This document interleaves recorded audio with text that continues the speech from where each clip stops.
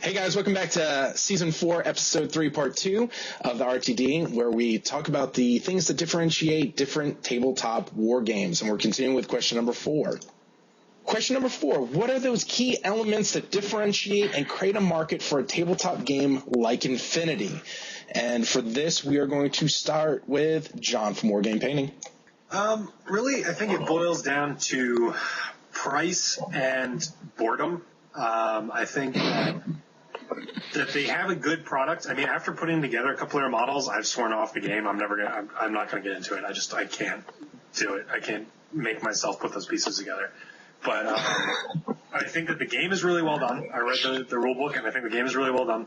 I think the pieces look gorgeous. But I think it really comes from boredom of people who've been like, okay, I've played 6,000 games of 40K. I've dipped my feet into fantasy, and 8th edition sucks. And I've played War Machine and Hordes 400 times, so let me find something else. And I think that they just hit the market at the right time, and that boredom factor kicked in, and everybody's now, hey, new game, come check it out. I think his answer would be different if he played some more games. Tony, what's your thoughts? I think it's predicting the next evolutionary step, like it is in any business, and being able to make that tactical jump to it, which I think Infinity did. Larger companies like Game Workshop and Privateer Press have a lot of overhead, and they move like gorillas. They move very large, very slow. There's a lot of components of their company that they have to move to get to that next step in organizational growth and development and identifying what's needed in the market. And a small company like Corvus Belli can jump right to that point. And I think it also comes down to awesome miniatures, because their rules are free online and they're using 28mm rounds. So we could use any miniatures we wanted. We can never give them a penny to Infinity, yet we do give our money to Infinity. So I think it comes down to A, an excellent rule set, B, predicting the evolution of the market and getting there before your competitors, and 3, making great models so you actually make money. All right, Greg, what's your thoughts? Yeah, I'm going to piggyback off Tony, making a good rule set and being limber, being able to respond to your customer base. Because I feel like a new company, you have to really be able to respond to who's actually picking this up and being able to respond to them. And I also think a big part of it is the genre. I mean, I come from like more of a hobby rather than a gamer type of background. The games make it fun, but I feel like still, because it's so hobby intensive, putting models together, painting them up and doing that, it's whatever appeases you. Like if you like historical, you're going to lean towards those type of games. If you like the anime type of look with sort of a sci-fi, punk / everything's to Infinity really. But it's going to appeal to you, and I think that's what gets people in the door, and then the game system keeps them there. If I take a look at what things I think differentiate it, Infinity is one of the few games I've ever played where, based on your experience level of the game, it does not matter what you take. And that, creating a world where people can take the models that they think look cool and play it, I think is huge. The fact that they moved to a D20 system allows a lot of granular bonuses and negatives that you don't see in other game systems, and the introduction of the critical hit phenomenon allows the David versus Goliath scenarios to actually happen and result in a David winning. The last thing, to me I think is the most impressive is their ARO, their automatic response order nomenclature, which means that for the first time in any game I've ever played, when my models are being shot at, they don't just stand there and go, take it like a man. Instead, they actually respond to it by firing back or dodging or getting, doing things that are intuitive to anyone who would actually be shot at, as opposed to just praying that their armor or their cover is sufficient. And with that, further discussion. I think also what you're seeing with a lot of these new games is, again, Games Workshop had 25 years of play time. And I think that that amount of time and that amount of exposure to any kind of set, like Microsoft, will expose an infinitely larger amount of flaws in the game system, especially given how competitive it is and how many users there are in that game. Infinity, those smaller games, Spartan games, Malifaux, the more play time they have and the more years behind their belt and the larger the company gets and the less nimble it becomes, I think those flaws are going to start to be more evident. Now, do I think they'll ever be as large as maybe Games Workshops are? We can hope not. But I think, again, that being in your infancy, some early mistakes may be forgiven in your first real rule set. It's really when you get to the second, third, fourth, in case of fantasy, the 8th edition, that people stop forgiving those mistakes, those errors that you had 4 editions ago that now came back to surface. I think the expectations infinitely increase. Well, and hopefully by the time you've written your 8th edition, you don't make the same mistakes for the 4th or 5th or 6th time. I gotta agree, Tony, with one of the responses you said. I think Corvus Belli's desire to adapt with the times and deal with online distribution and really pay attention to the electronic space as far as providing accessories like free army builders, I think is huge. Any other discussion out there, guys? I'm actually going to jump in there and say that Grim said it pretty well, actually, and I think that Privateer Press did it more so that I'm aware of than Infinity, but the fact that they give you the rules for free and allow people to input into the game and say, this is what we like, this is what we don't like. GW doesn't do that. GW doesn't care. I mean, they might at some point take into consideration, over the last 4 years that we've had this edition out, the most people hated this. Let's keep that. That might be what they do. But Privateer Press, and again, not really into Infinity, so I can't say, but Privateer Press I know changed like almost a 180 between Mark II and Mark I based on player input. And I think that's a huge, huge thing, saying this is our player basis. What do you guys want to see in the game?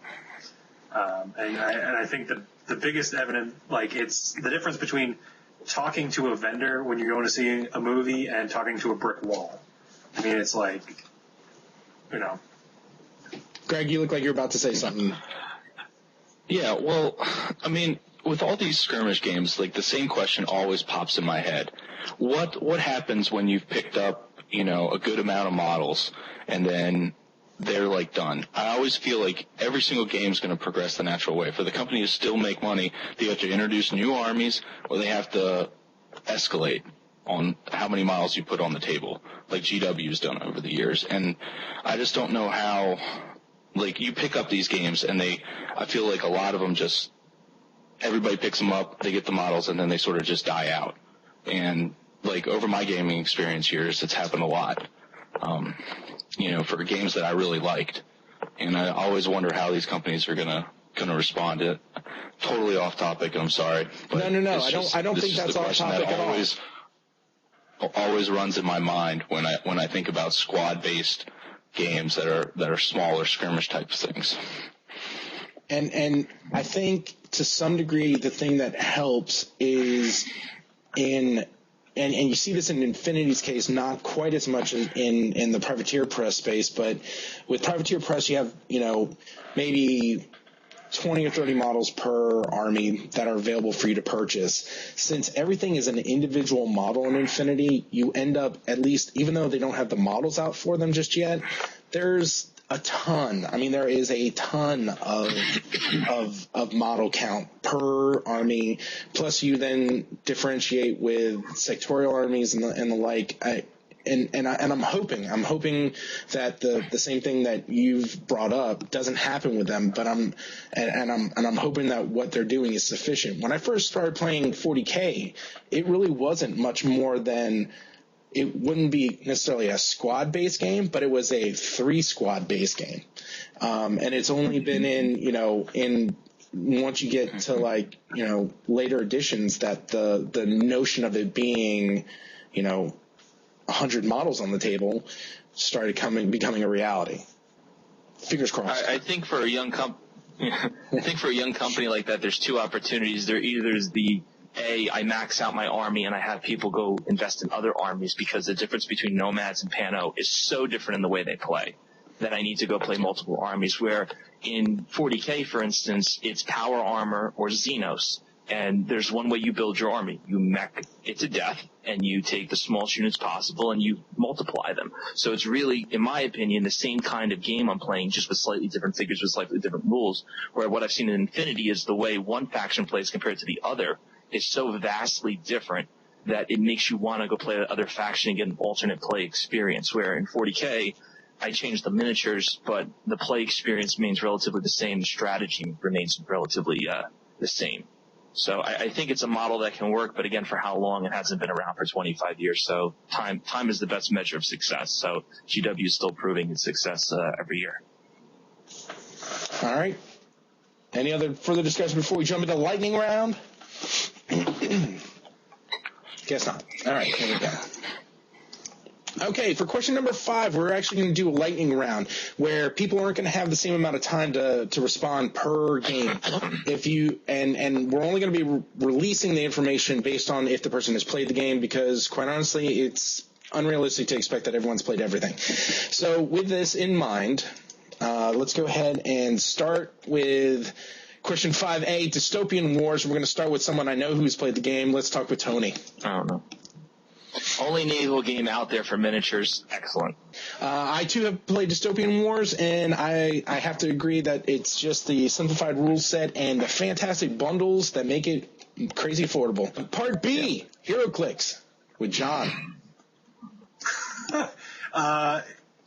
It's a very interesting movie, comic book creativity game that really don't see anything else like it out there. All right. For me, the differentiator that's really, really key is that all the rules are actually built into the model itself, and it actually has different states that affect its health over time. The greatest thing about HeroClix is that it has all genres. There's something for everybody. No matter if you like vampires to lava men to comic book characters, everything is in HeroClix. You can find something for anybody. Nice. So when you want to see vampires versus superheroes, you can do it in HeroClix. 5C, the Mantic game offerings. We're going to start over with Grimm's 40 Blazer. Yeah, I played Kings of War. The game flows really quick compared to like a Warhammer, because it is a fantasy base. It's bloody. You're picking up models pretty quick, and the models, I think, themselves actually show signs of promise. I'm going to jump in here real quick. I've actually seen a Mantic game played. I haven't played it myself. The thing that really sets it apart for my take, again, is the speed at which you remove models in the game, and the really cost-effective, again, modeling offer from or the cost-effective models from Mantic games. Next one, Part D, Malifaux. And we're going to go ahead and head on over to Tony from Sustainable Center. I played the Puppet War versions of Malifaux, and I think it's pretty awesome. And I also think that Malifaux is very story-driven based, which is unique and a great differentiator. I think that speaks volumes. For me, the weird game Malifaux, weird WYRD, Malifaux and Puppet Wars, both the key differentiator for them is the fact that they use a standard deck of cards to determine their who comes out on top. So everyone's going to get a certain amount of kings, certain amount of queens, certain amount of jacks, tens, whatever. It balances the game and forces a unique look at how strategies evolve in the game. Now, last part of question 5 lightning round, any game we haven't covered. So just go ahead and when I call you, say a game, give me something that differentiates it. If you got anything. Tony. Nope. John. Brick Wars, BRIK Wars, actually is a lot. I've only seen it play, but it looks like a lot of fun. You build Lego stuff, and then you beat each other with Lego stuff. It's cool. Nice. Grimm's. I just want to bring back old dead games that I used to play, like Warzone. That's all. Nothing exists. Nice. In that same vein, In that same vein, I'm going to go ahead and throw out the D&D Minis game when it was still around. Man, it was really, really fun. Short and the size of the maps made it so that you could have 4 people playing on a 4x6 table, which I thought was pretty cool. All right, question number 6, our prediction question. I can't even remember how I phrased it now. Question number 6, our prediction question. Make a prediction no matter how outlandish of the things games company will be doing in the future to differentiate their games that are existing or new game offerings that they have. And for this, we're going to start with Grimm's 40 Blazer. I'm totally going to go non-company specific on this and say at their tournaments, whether it's independent or company sponsored, they're going to start doing live streaming of the game, sort of like MLG for esports with commentators and all. Nice. John. That would be awesome. But I'm going to say that we're going to see the scale of the games increasing. I'm going to say that people are going to be drawn towards bigger models. Not necessarily unit count, but when I get a dragon that's 6.5 feet long, slap that bad boy on a table, that's what we're going to be seeing tabletop games getting into. Well, Johnny wins for Outlandish. Tony, what's your thoughts? I think we're going to see more digital and software integration. Right now, this is a very hard plastic game. I think we're going to see digital integration. We're already seeing it with the rule sets being available online. There's an app being created by Privateer Press. I think you're going to see more of that in the future and making the gaming occur all the time if possible, or keep you thinking about it all the time. This is an interesting fact because if you go back to episode 1, you'll see that Tony said that he didn't think anything that included digital would be considered a tabletop game. But actually, he took my answer, which is the reason I was kind of teasing him a little bit about it, and that is that I really do think that you're actually going to see a potential new company could come into the market that had a HeroClix theme where information was stored on the miniature itself, and you could actually continue to do far more in-depth stats governing a particular model, but again, price is a consideration, so what the model will be made of and what scale is still to be seen. And that's it from the RTD, again, Season 4, Episode 3, the things that differentiate tabletop strategy games. Thank you guys for tagging along.